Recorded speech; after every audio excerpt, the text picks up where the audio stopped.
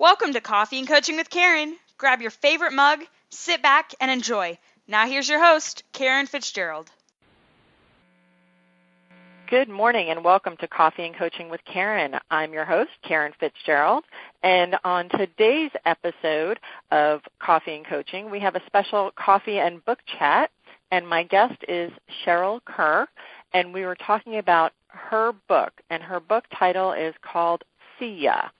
And Cheryl is just one of those people that once you get to know her, you're just amazed at all she's gone through and how she can stay so balanced. She is thriving both professionally and personally these days after having immersed herself in making a difference in the lives of disabled people on a number of fronts. She is the chair of a Traumatic Brain Injury Advisory Council for the state of Texas, and she shares her story with audiences in an effort to inspire awareness and motivate change. And she's the author of 2 published novels, one of which was inspired by her father and his role in her care during her recovery. And that book is called See Ya, and it can be found on Amazon or in ebook format. And Cheryl enjoys the peace and healing of spending time with her horses and rides on a limited basis. She lives in the beautiful Texas Hill Country with her family and a horse called Hallelujah. Good morning, Cheryl. Thank you so much for being here with us. Good morning, Caryn. Thank you for having me. It's a beautiful day. It is. I'm in awe of all that you've been through, and we're going to talk about your book today. However, I really feel it's important before we delve into the book that people understand that you are a survivor, a triumphant, and you have gone through traumatic brain injury yourself. And yes, I have, and recovered much more than I thought I would. And I do believe that's one of those graceful things that happens in your life, and when you get that chance to come back and live, because I did technically die. I coded. They told my husband I would not recover, and I had a chance to come back and raise these 2 very little children, one of whom is now an attorney and the other one is graduating from vet school in about 2 weeks. We have had a very different life than we anticipated due to the fact that I have no feeling in one hand and one foot. It's been quite a lifetime of accommodation, but it has also been a really good life. So I tell people that I had not planned on the route we took, but that it's taught me things and given me opportunities I never would have guessed at. But I'm so glad I've done them because they've given me a lot more awareness of what other people go through that you don't always see when you first meet a person. You really do have to learn who they are. You are just incredible in all that you've been through, and your strength is magnified. I'm in awe. I mean, I'll say it again. I am just in awe of all that you've gone through, and I am extremely grateful at the path you've chosen in helping others and sharing, and that you're here today with us. So thank you so much. Well, thank you for having me. See Ya is your book, and that deals with the grief of loss. Is that a true story? First, let's start there. Is that a true story? It is a true story. My father died of a heart attack, and my husband and I did the CPR that did not work to attempt to help him recover, and he died so very suddenly I had no chance to say goodbye. And he was an Air Force colonel and gone a good deal of my childhood and a lot of my life. So when he died, all these people came to Austin, where we lived, and told me all these stories, and I realized I didn't know who that man was. I knew him as my father, but I didn't know him as the man he was to all these other people. That had become very important because this is my 20th year of surviving my near death from the brain trauma. In the last 21 months of his life, he became one of my primary caregivers because he was retired. Everybody else had exhausted all their sick leave staying at home with me because I couldn't walk and I couldn't feed myself, and the kids had to be taken care of. They were very young when this happened, 5 and 7. So in that last 21 months, I had gotten much closer to him than during my childhood. So it became very important to me to be able to bury him. And so I wrote the book because I really didn't know who he was. So I wrote a book that came out of a circumstance in my life. And Pat Conroy says in Beach Music, stories don't have to be true, they just have to work. Writing a story let me go through those stages of grief. And while the man I created is based on a lot of things people said about him, I made up the parts in between. It gave me a sense of the kind of man my father was, and it let me finally say goodbye to him, which I do at the end of the book. That's an actual scene, too, where I go to the cemetery and I'm finally able to say goodbye. Wow. That I think is something that a lot of people can relate to on so many levels, in that we grow up as children and we see our parents as mom and dad. We don't always know everything else that they are doing and who they really are in a different place, at the workplace and with their friends, and the different impact on community and society and life that they're making. We see them as mommy and daddy. That's right. So I think that's extremely powerful, and I personally related to the story because when my father passed away, we had some similar things. He was ill for about 18 months, and I remember when he died, these phone calls from people who had known him and the different stories, such as you were sharing, different stories they told me about him that I had no idea. And so I think as an adult, I think you tapped onto something that is vital in every person's life, to get to know their parents as people. I agree, and I think there's a common denominator between my recovery from the brain trauma and losing my dad, and that is loneliness. What I found is this book has worked, talking about this book has worked for people that have had all kinds of losses. A family member commits suicide, loneliness through illness when the person is permanently placed in a long-term care facility or a hospital, or moves across the country, or in the case of disability, once you step out of the main world, there's a phenomenal amount of depression and struggle and loneliness because all of a sudden you're just doing your own thing and it's very, very isolated. And that common experience I worked with a speechwriter when I realized that my recovery was a 1 in a million case. And the reason I speak and the reason people, I think, hear what I have to say more than perhaps an academically qualified person is I actually have been where they've been. I know what it's like to lose a person. I know what it's like to sit in a house by yourself and not be able to drive a car or cut your food or remember where you are when you're in your own front yard. I've actually been in those places when you didn't know if you were going to get better. I got very, very fortunate that I did get better. So, again, my point, my gratefulness at my chance to have my life back, different, but I still have a life back, is to turn around and hold my hand out to those people who might not have anybody else to do that. If I can alleviate a little bit of loneliness or sit and have a cup of coffee and hear somebody talk about how hard it was to plan a funeral or what they have to do to get through closing up a house and settling accounts, whatever, and it makes them feel a little bit better because somebody understood that, then so be it. That's a bit of gratefulness. It's a bit of passing it on. And I believe very much in doing that. And you are definitely walking the walk and walking your talk, and that's incredible because so many people are benefiting from it, and I think it's just a blessing.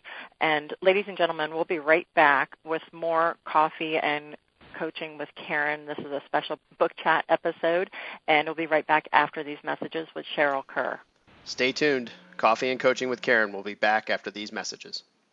Need a little more happiness in your life? Here you go. The Happiness Recipe Podcast to the rescue. Listen each week as June Klein and Sandy Weaver Carmen share wit, wisdom, and wonderful food with their guests. Guaranteed to add happiness to your life. happinessrecipe.net. Yo, attention authors, share your work on Coffee and Book Chat. Book reviews, author interviews, blog posts all about you and your book. Visit coffeeandcoachingradio.com for details today. Are you looking for quality entertainment and activities for the entire family? Then come on down to the Plaza Theater Company and Plaza Academy Dance Studio, located in Cleburne, Texas. The Plaza Theater Company is an award-winning community theater that presents 10 productions a year, performing every single weekend. If you have a child that enjoys acting, dancing, or singing, then you can enroll them in the Plaza Academy Dance Studio. For more information, visit plaza-theater.com or call 817-202-0600. Welcome to Coffee and Coaching with Caryn. Grab your favorite mug, sit back, and enjoy. Now here's your host, Caryn Fitzgerald. And we are back with Coffee and Coaching with Caryn. Today is a book chat episode, and we are talking with author Cheryl Kerr about her book called See Ya. And Cheryl is also a brain trauma survivor, and she's got a heck of a message she is sharing with us today. So, Cheryl, when we left off, we were talking about you sharing with others and helping others. What are some of the things that readers have shared with you that they most identify with from the book? Well, the main character, I'm finishing a sequel to the book. Well, not really a sequel, based on Manda and Cameron, who are the daughter of Matthew Rankin, the main character who dies in the book. They're the young couple who begins to try to solve the mystery of his death. Because part of the story is Matthew has some kind of odd connection to World War II. And then this man shows up that happens to be the supposedly dead German World War II veteran's son, and he comes to the house because Manda and Cameron have moved into Matthew and Jenny's house, to her parents' house, after Matthew's death. And they don't know why he's there, and they cannot figure out why this man in the 1970s has a tie back to World War II. So it's all about the fact that life can look like one thing, and somebody says one thing to you, and you realize all this other stuff may fall into place and may not. But people love her determination to go. She just keeps looking, and she finds all these funny little clues and begins to string them together. It's a story about, it's got a lot of flashback in it. It's about her difficulty having an Air Force colonel as a father, which I certainly did when I was a teenager. We bumped heads a good deal. It's about history. It's about how hard the armed services are for families, not just the people that serve, but the families that are left behind, and then when people come home and getting back. So a lot of loneliness. I have people that are detectives. I've had middle school readers. I have women. I have men. It's a really strong centered book in that it's about World War II and the Air Force, but it's also got horses and kids and women and a lot of family life in it. So it kind of has a generic message that this could touch your life too. It's a very usual existence for a lot of people. There's nothing, nobody has special powers. There's nothing odd about the characters. It's just a real puzzle that affects two families 50 years apart, and how by the end of the book they've resolved that and both families have some peace. So it's a journey a lot of families or family members would like to take, and when people read it, they identify with that. I feel the military, I wholeheartedly believe in everything that you're saying, because the military is such an intricate part of our daily lives, and the majority of it is focused on the soldiers and the officers serving. But people Absolutely tend to forget there's a family left behind, and I was fortunate. My father and my husband both served, and my father, obviously, before I was born, he was in World War II. But my husband served, and we were very fortunate that he was land-based. He was in the Navy, and he was land-based. So we were very fortunate that he came home, and he may have been gone for a day or two. But like families such as yourself, where parents were gone, and they still are for months on end, and sometimes a year, 18 months, it can be very trying. So this book speaks to so many people. Was that something that you envisioned when you started writing?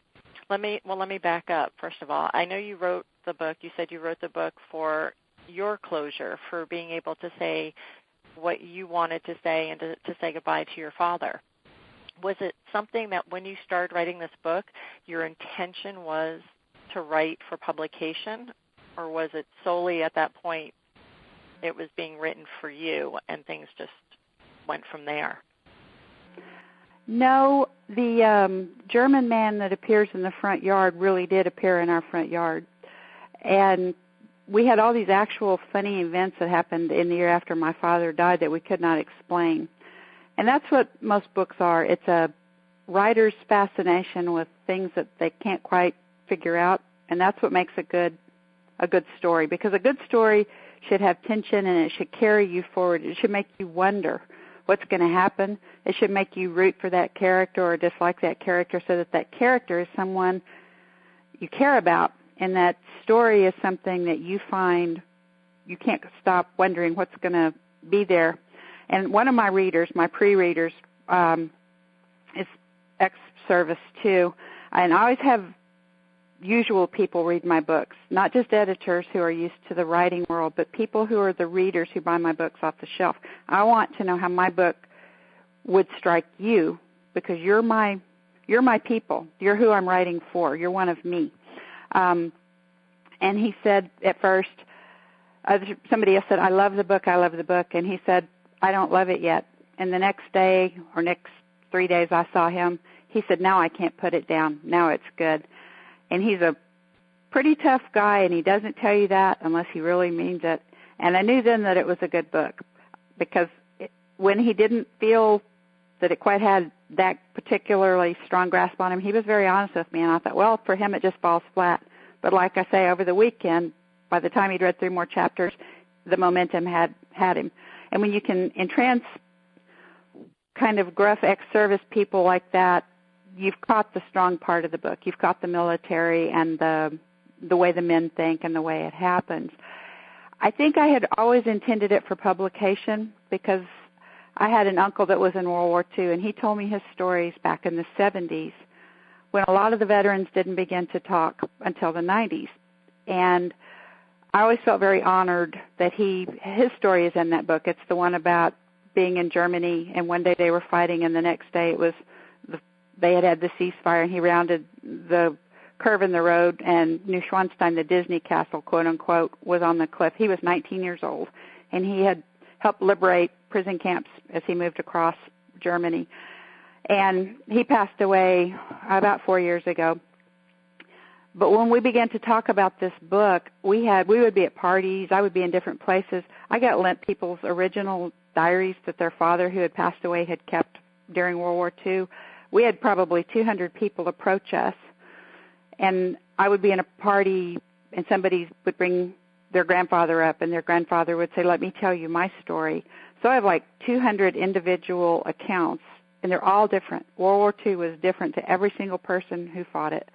And I would get a glass of something to drink and sit and listen, and I began to realize what a common fascination with the values and the message that war had.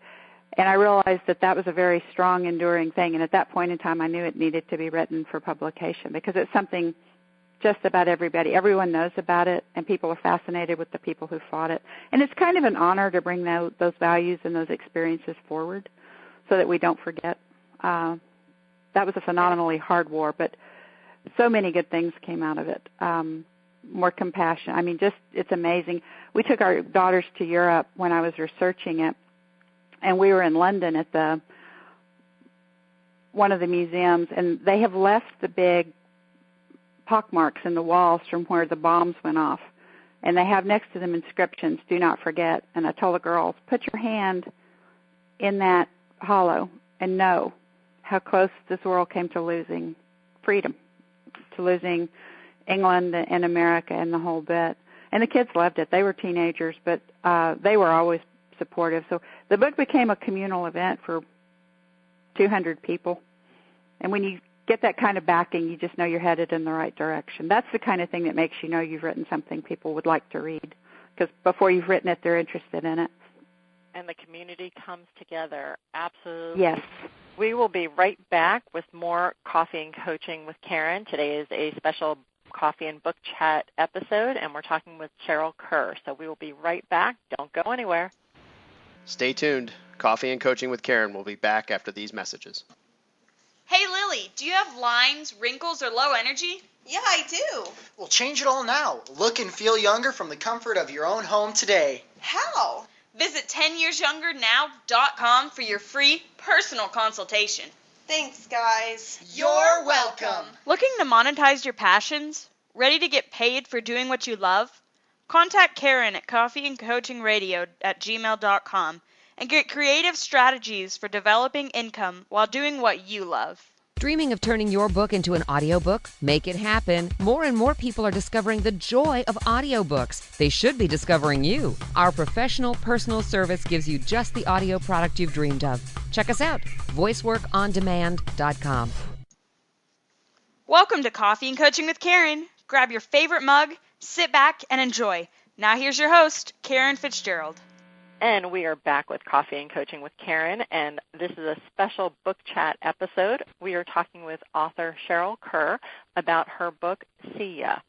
And before the break, Cheryl, we were talking about how when the book was in process, before it even hit the shelves, it became a community event backed by hundreds of people.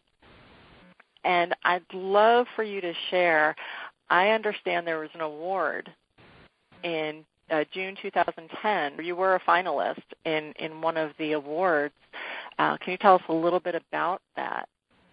Yes, we were a finalist. SIA was a finalist in the military fiction category for the National Indie Awards in June 2010.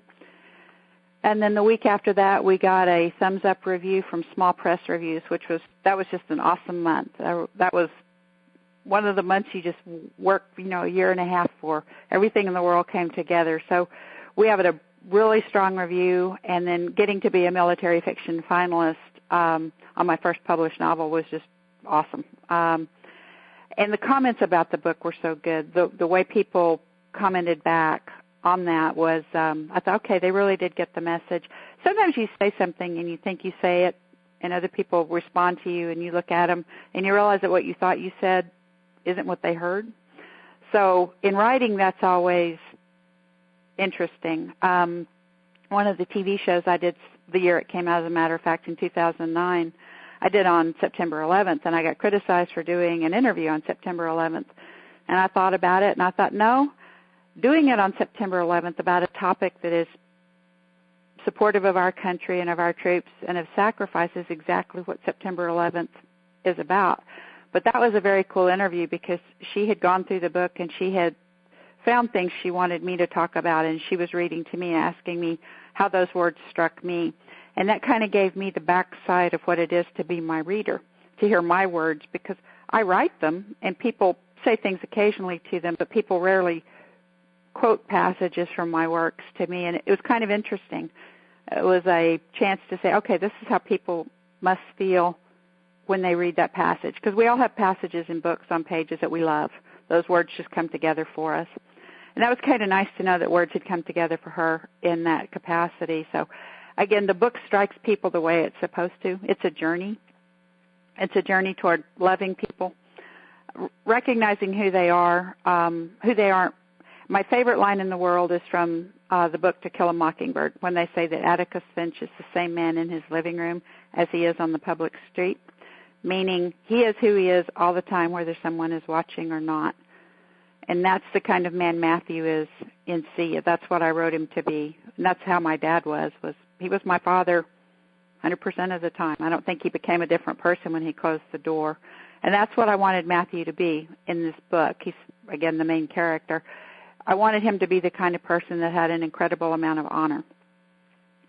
And that's why the story is written the way it's written, because he did something for a person, didn't quite subvert the system, but he did something for a person, left a clue for Amanda so that in case the circumstance ever came together, she would be able to solve this mystery and figure it out, and she does. And that's taking that journey, she figures out how he thinks, and that finally puts her in touch with the man he was, and that's why she's finally able to let go and bury him. What would you say was your favorite or most enjoyable or most interesting part of the research you did? meeting all the people, and then going to Europe and walking and realizing how big a part of history World War II is in Europe. Over here, we're a little bit removed from it. But getting to go through France and Italy and a little bit of Germany and seeing the monuments and the bits and pieces of buildings that are there. And I was on a train from the coast. I had been in England, and I took a ferry across the channel and took a train from Rouen down to Paris. And as I'm on the train, there's a field with cattle in it. In the middle of the field is the bombed-out remains of an old church. And there's a cow standing in the aisle between the pews in the middle of the bombed-out church. And I was on the train. I couldn't stop and get off or gone over there. I probably would have. But I was absolutely fascinated. There are bits and pieces of that war all over the place. So it kind of makes it extremely real. And it just made me get outside my own experience. And I love things that make me stretch and grow. And I love a chance to figure out what makes other people the way they are. So I would have to say, hands down, all the stories, the people coming to me, though, with their stories about the war, that was so cool to have people want to talk to me, to us about that. That is absolutely the coolest thing. And as you're sharing the story of the cow, I have this vision. So you're extremely gifted as a storyteller, because the purpose of telling the story is to create a vision for the listener or the reader. And you just do an amazing job. Are you traveling at all? Are you doing any speaking? Are there places where people can meet you and see you and hear your story in person? Yes, absolutely. We do it from two different perspectives. I'm chair of the Traumatic Brain Injury Advisory Council for the state. I occasionally talk about my book, but that's more about my journey and recovery. And then I do travel. I'm setting up a book tour right now for Maine for next June. I did a signing here in San Antonio last June. I did a series of signings and readings in Maryland, just south of D.C., last fall. So I do travel. We were talking about Seattle. I'm happy to travel, happy to do radio shows. A lot of times people request autographed copies, and we do have sales in Europe. So we're talking about a trip to England and to France. I'm totally on board with that. I really enjoy Europe, and the fact that the book sells over there is incredible, especially in France, because the book is not written in French. So I get a big kick out of the universality of this story. It's just lovely to have something be, across the pond, as they say, popular. Well, and the magnitude of it, as we're talking, one of the things that I remembered is the fact that we're coming up on a time in history where a lot of our soldiers who were in World War II are no longer with us, and it won't be much longer before they're all gone. So the magnitude of sharing these stories and the impact is, I feel, going to grow even more as you're in the next, decade to come, because there won't be anybody to tell the stories personally. I agree. And now that my uncle and my father, as I said, they're both referenced in the book, they're both gone. And you're right, and yesterday was Pearl Harbor Day.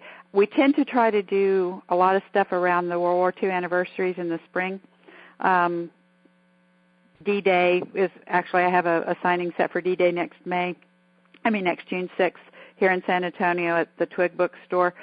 We often do a lot of stuff around Veterans Day. We do things set around the dates because the book is service-oriented, and we like for people to really think about that.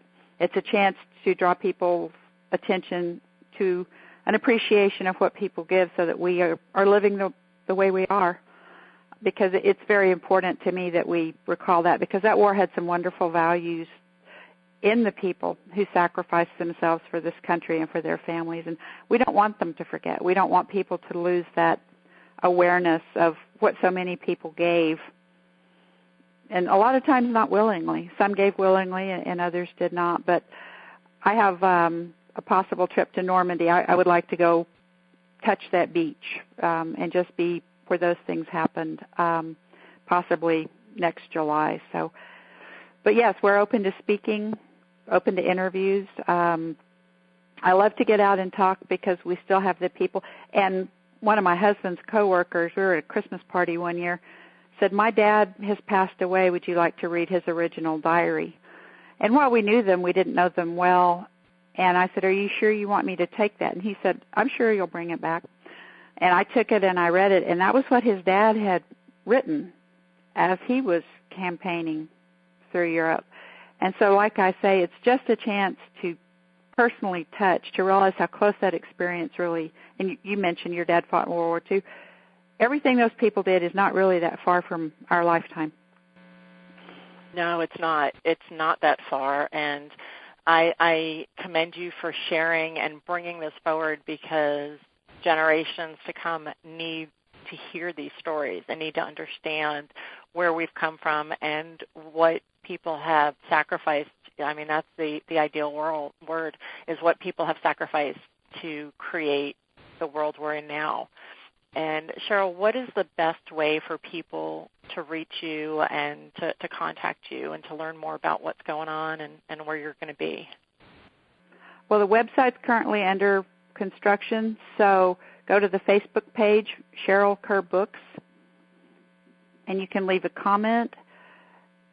My email is ckwords, words, @AOL.com. I love to hear from people.